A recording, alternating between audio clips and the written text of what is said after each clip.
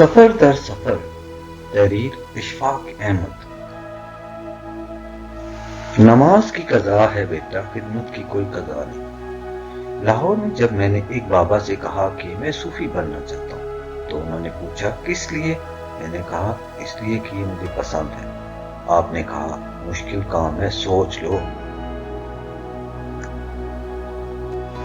मैंने अर्ज किया अब मुश्किल नहीं रहा क्योंकि इसकी प्राइमरी और मिडिल पास कर चुका हूँ।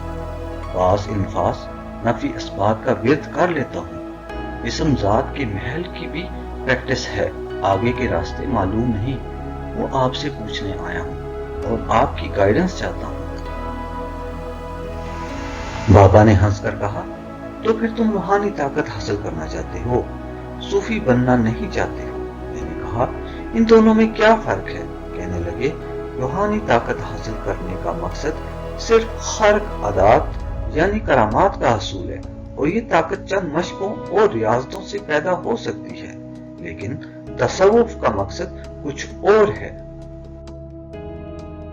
वो क्या? मैंने पूछा। बाबा ने कहा तसव्वुफ का मकसद खिदमत खल्क और मखलूक खुदा की बेहतरी में लगे रहना है। मखलूक अल्लाह से दूर रहना रबानियत है और अल्लाह की मखलूक में अल्लाह के लिए रहना ये पाकी है और दीन है।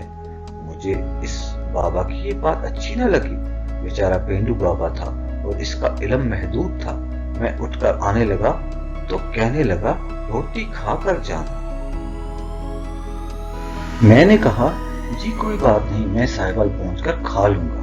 कहने लगा खिदमत शहादत है, हमें इससे महरूम ना करो। बाबा अंदर से रकाबी और प्याली ले आया। फिर इसने देगचे से शोरबा निकालकर प्याली में डाला और डाल रकाबी में। चिंगेर से मुझे एक रोटी निकाल कर दी जिसे मैं हाथ में पकड़कर खाने लगा।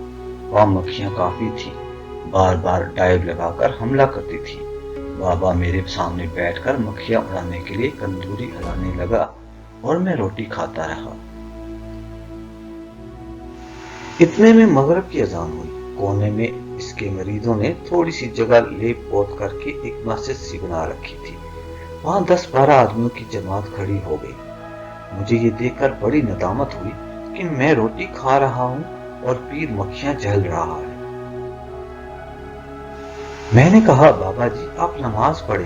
कहने लगे आप खाएं। मैंने कहा जी मुझे बड़ी शर्मिंदगी हो रही है, आप जाकर नमाज पढ़े।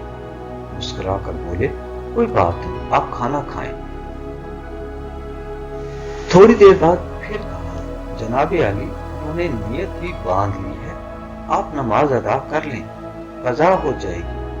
बाबा हंसकर बोला नमाज की कज़ा है बेटा, खिदमत की कोई कज़ा नहीं।